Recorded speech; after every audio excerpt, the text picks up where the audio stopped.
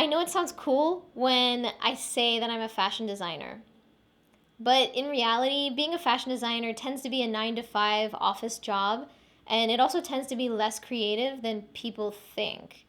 By the time projects trickle down to you, especially if you're a lower level designer, there's absolutely no creative freedom. You're developing the design director or the client's ideas and concepts. I met a friend of a friend once at a fashion industry event. She was a knitwear designer just like me. She kind of proceeded to tell me a little bit about her background and how she pursued fashion a little bit later in life. She originally went to school to be an accountant, and she started a career as an accountant and then decided to go back to school for fashion design. And as she was telling me this, I immediately felt really bad for her because I I knew how she probably felt, but I wanted to hear it from her. So, in the most non-sympathetic voice I could bring out of myself, I asked, "So now that you're a fashion designer, how do you feel about it? How do you like it?" And she paused, and in the most apathetic voice, she said, "It's okay."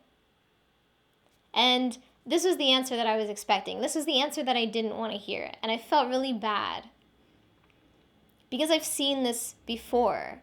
I've seen the fashion design career idealized only to see dreams crushed because they hadn't done a thorough investigation of what it's really like to be a fashion designer. But on the plus side, working in the fashion industry can be really cool. But it doesn't mean that you have to be a designer. There are lots of career options within the fashion industry. So my advice is, if you are interested in being a designer, maybe first stick with the career that you already have and try to get a job within the fashion industry.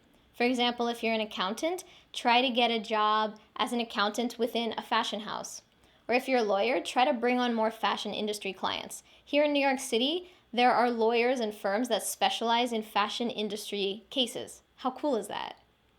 So, not wasting your time and going back to school yet.